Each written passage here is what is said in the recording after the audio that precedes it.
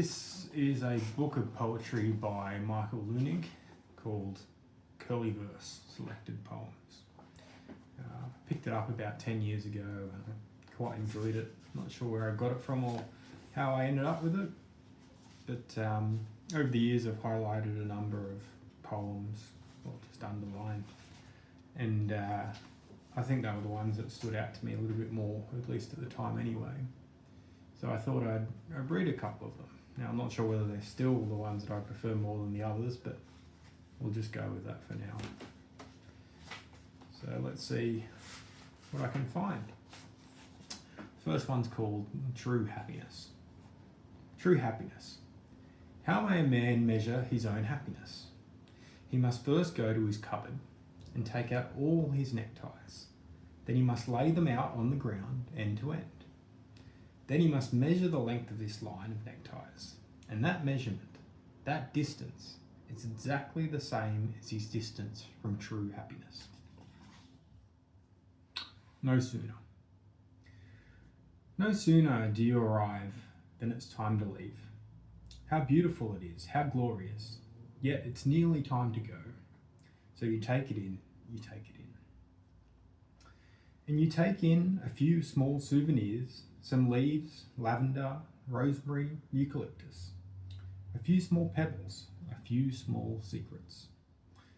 And you look received, 9 little notes of music. And then it's time to go. You move forwards towards the open door and the silent night beyond. The few bright stars, a deep breath, and it's really time to go. No sooner does it all begin to make sense. Does it start to come true? Does it all open up? Do you begin to see? Does it enter into your heart? No sooner do you arrive than it's time to leave. Yes, it's the truth. And you will have passed through it, and with mysterious consequence, it will have passed through you.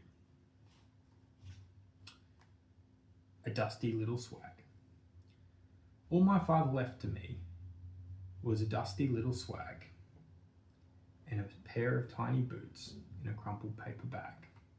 And he left me in confusion, and he left me in despair, and he left the swag and booties for the walk to God knows where. Now you may notice I may or may not insert words or remove them as I speak them unintentionally. Let it go. Let it go, let it out, let it all unravel. Let it be free, and it will be a path on which to travel. That one's quite short. Hair. We give thanks for the mystery of hair. Too little there, and too much there. Maybe I'll start that one again. Hair. We give thanks for the mystery of hair. Too little here and too much there. Censored and shaved, controlled and suppressed. Unwelcome guests in soup and sandwiches. Difficult growth, always needing attention. Gentle and confronting, complex and wild. Reminding us softly that we might be animals. Growing and growing till the day we die. And the day after as well, so they say. In all of its places, in all of its ways, we give thanks to the blessing of hair. It's probably timely for me because my haircut is about a month overdue. Common sense. Cross my heart, I remember when common sense was delivered to the door each morning by horse and cart, equally to the rich and poor. What a bold start it was to find it sitting there on the porch, all yours, fresh as a daisy and good as gold. Completely undebated was common sense, unprocessed, you might say, full of organisms and rough seeds. It's what the body needs. You could feel it do you good. How could such a useful thing, so plentiful back then, yet so revered, become so lost and rare and so weird? You have to go through so much these days, crawl across a field of broken bottles, half a life of suffering and sin. Be done over and done in before you find it once again. Perhaps one morning on the porch, and in the sun of early spring, lo and behold, on the step, thank Christ, a little common sense is there again. Now this one's not topical because it's 30-something degrees outside, but a winter's poem. A clever creature is the snake, who spends his winter not awake. He snuggles in his long thin bed and brews up venom in his head. The human is a different sort. He spends the winter watching sport. He yells abuse in concrete stands and empties out his poison glands. A little duck. With a bit of luck, a duck will come into your life. When you are at the peak of your great powers and your achievement towers like a smoking chimney stack. Like a smoking chimney stack, there'll be a quack, and right there at your feet, a little duck will stand, and she will take you by the hand and lead you. Like a child with no defense, she will lead you into wisdom, joy, and innocence.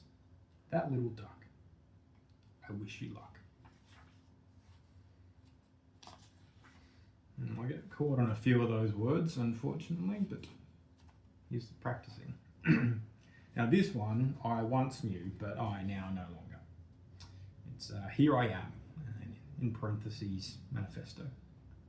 Here I am, alive on earth, conscious, unconscious, semi-conscious, knowing others, known to others, yet also unknowable and alone forever. Soon I will not be here. Hurrah! Not sure why I liked it, but it's just short. Maybe I should practice again. Here we go. Literature. The pen is mightier than the sword, and mightier than the literary award. Without the pen, we'd be unable to leave those notes on the kitchen table. Nothing lovelier ever penned, with 3 small crosses at the end, made sense for no one else to see. Literature of you and me. Sense was an inserted word that didn't belong there. Little tendrils. Little tendrils of the heart, curling out and groping, seeking things to hold, wiggling and hoping. Little tendrils of the soul, delicate and perky, seeking little surfaces, peculiar and quirky. Little tendrils, innocent and plucky, I pray that you are careful and hope that you are lucky.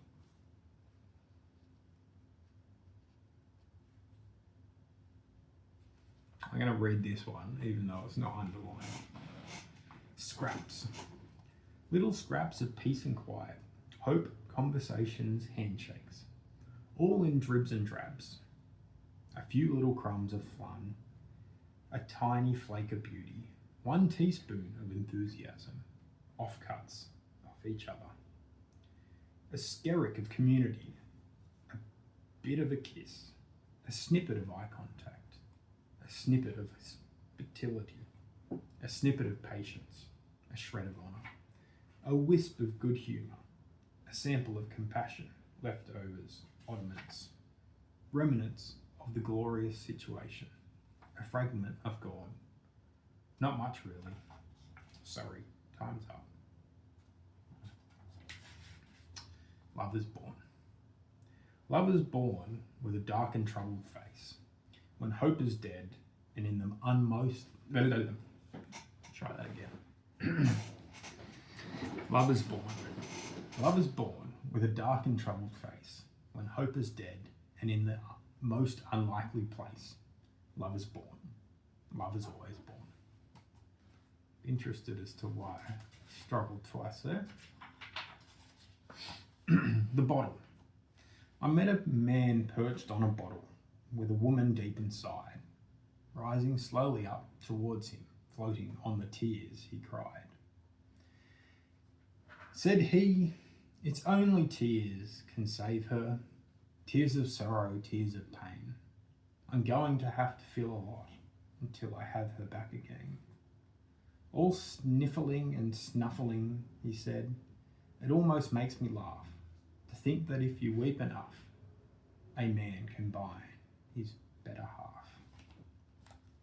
Find was the word there that was meant to come out.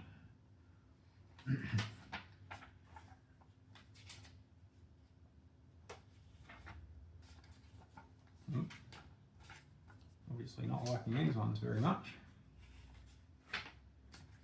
Gosh. There we go. Tiny boat. God bless this tiny little boat, and me who travels in it. It stays afloat for years and years and sinks within a minute.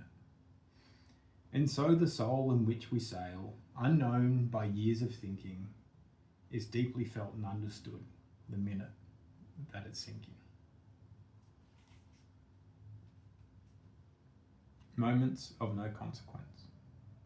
Moments of no consequence seem to make a lot of sense, like the gentle pitter-patter of the things that do not matter as I sit alone and stare, neither here and neither there.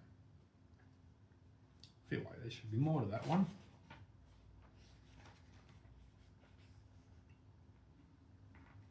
The awfulizers. Not sure that's a word. Every night and every day, the awfulizers work away, awfulizing public places, favourite things and little graces, awfulizing lovely treasures, common joys and simple pleasures, awfulizing far and near the parts of life we held so dear. Democratic, clean and lawful, awful, awful, awful, awful. I'm going to read this one because of the name. The Empty Jeff. An empty Jeff came through the clouds and hung there for a minute. A vacuum in the shape of Jeff, with no Jeff in it. The empty Jeff, the empty Jeff, the people cried in all staring at the place where Jeff was very much no more. Maybe that one gets an underline, I don't know. Perfect. Ode to a jet ski person. Jet ski person, you selfish fink. May your silly jet ski sink. May you hit a pile of rocks. Oh, hoonish summer coastal pox. Noisy, smoking, dickhead fool. On your loathsome leisure tool. Give us all a jolly lark and sink beside a hungry shark. Scream as in its fangs you go, your last attention seeking show, while on the beach we all join in with 3 cheers for the dorsal fin. Dorsal, I think's the word.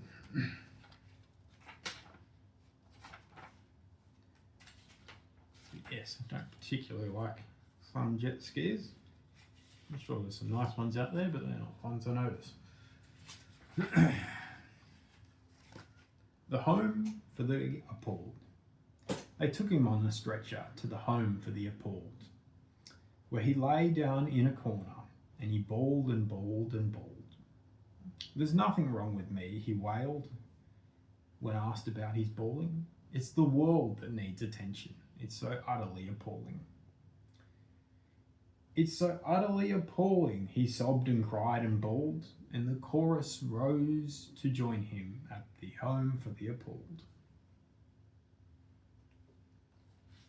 Reminds me of a study where they put people that weren't mentally insane in an insane asylum, and they were treated for a while and couldn't be convinced to be released for about a month or so. It was interesting.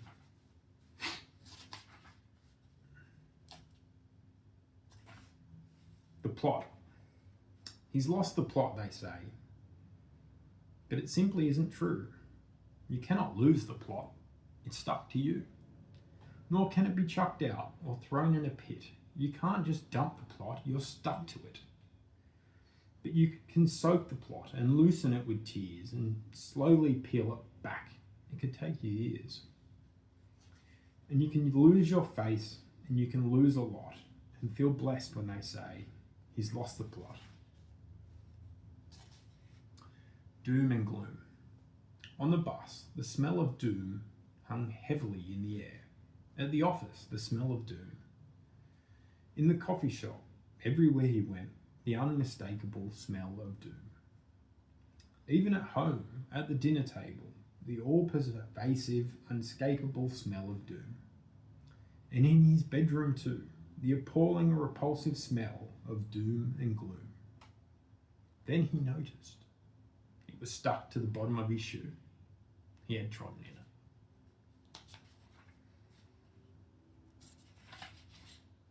The horse I backed. The only horse I ever backed turned and ran the other way. At the start, it turned and jumped the fence, and it was gone from sight.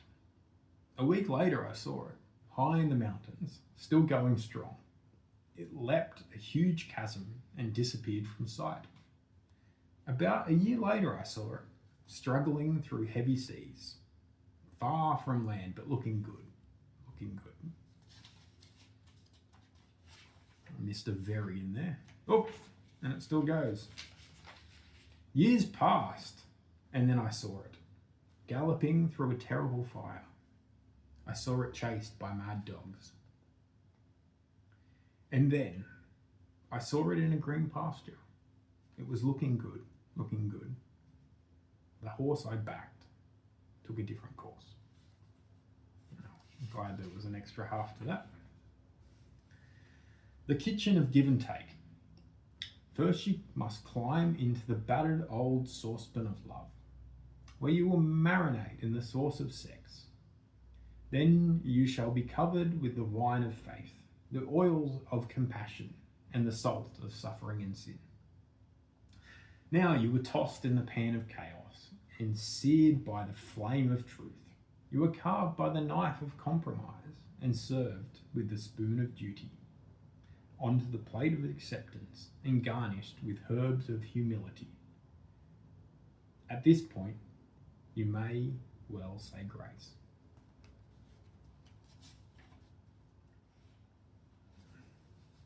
The missile. There's a missile, so I've heard, which locks on to the smallest bird, finely tuned to seek and kill, a tiny chirp or gentle trill. It's modern warfare's answer to the ancient wisdom tried and true. When fighting wars, you first destroy all songs of innocence and joy.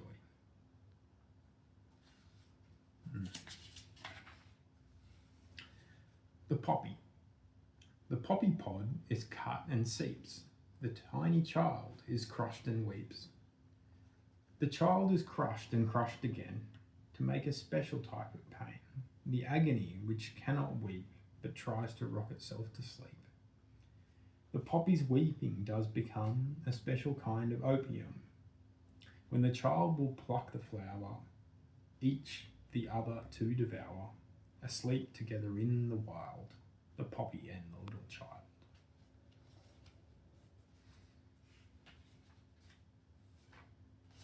La La Land. I want to go to La La Land and have a holiday. In La La Land, they'll understand the things I have to say. I'll rent the little wonky shack that overlooks the bay and wait until it all comes back, the thing I have to say. And then one night I'll bow my head while strolling on the sand and say the things that must be said out loud in La La Land.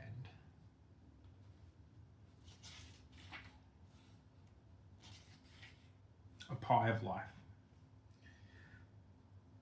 The pie of life. The pie of life is hurled into your face every day, but that is no disgrace. A life worth living gets splattered on your shirt, and though you're shocked and rather deeply hurt, those pies of life, which fly out from the blue, you're made of them, and they were made for you. Like that.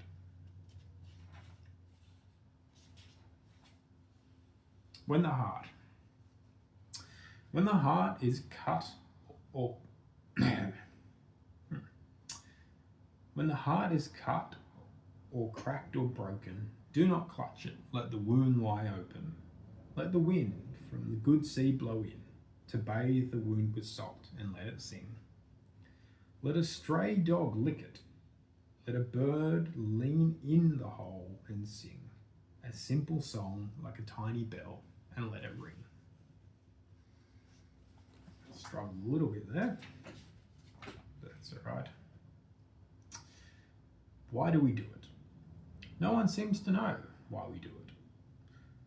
Nobody seems to even ask why we do it. No voice of gentle inquiry, no bewildering cry from the street, the sudden shout, why we do it? How strange.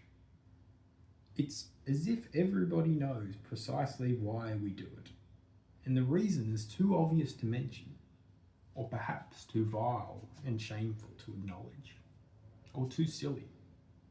Why the silence? Do we do it because everyone else does it? Or is it because we're afraid of not doing it? Why? Please, somebody. Why do we do it? Like that one. This one's short. Woman's poem. All men are bastards. We will fight for equality until all women are bastards too. Writer.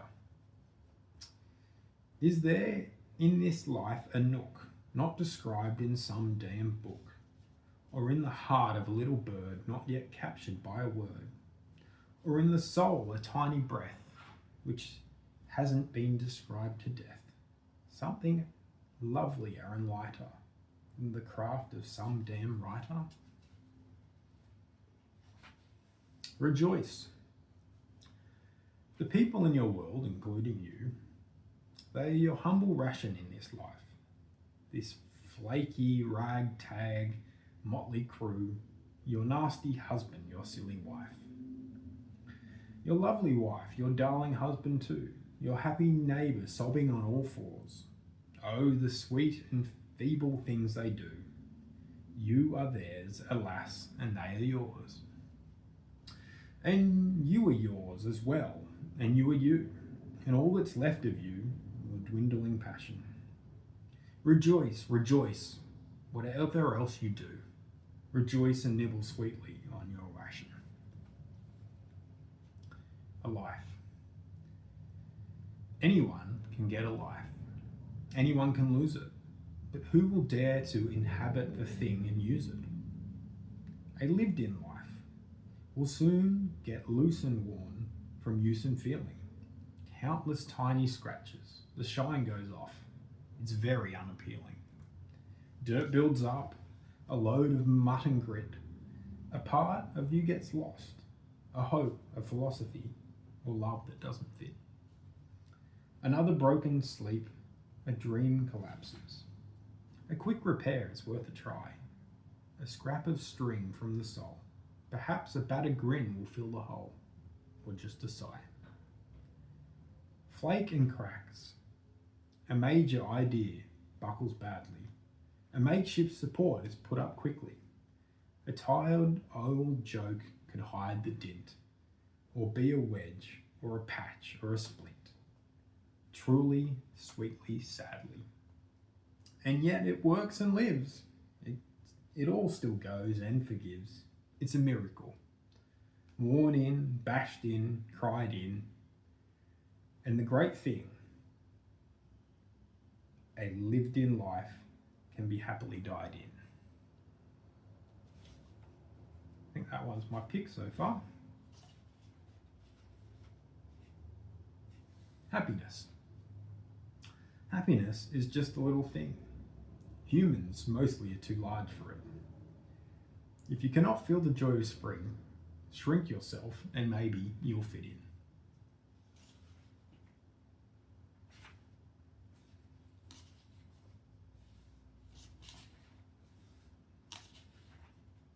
Vote. Tiny little precious vote underneath my overcoat. Snug and warm against my heart, you and I will have to part. I must cast you to the horde with your little wooden sword and your hopeful marching song. Little vote of mine be strong. Should our happy cause be dashed and your wooden sword be smashed, come back, dear beloved vote. Dream inside my overcoat. Getting towards the end now. The smile. I felt the smile. I shot a smile into the air. It fell to the earth, I don't know where. Perhaps on someone else's face, in some forgotten and quiet place. Perhaps somewhere a sleeping child has a happy dream and smiled, or some old soul about to die has smiled and made a little sigh. Has sighed a simple final prayer that lifts up gently in the air and flows into the world so wild, perhaps to wake a sleeping child. Love one another. Love one another, and you will be happy. It's a simple. Come on. Try again. Love one another. Love one another, and you will be happy. It's as simple and as difficult as that. There is no other way.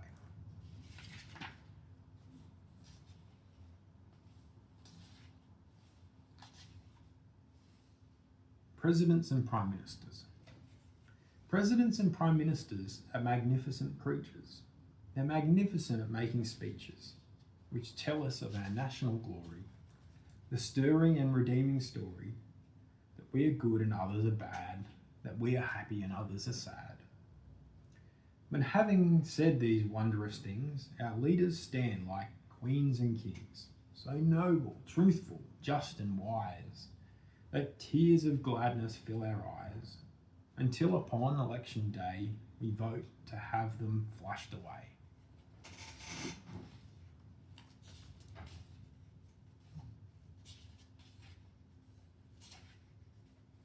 Okay, it looks like this is the last underlined one. The child.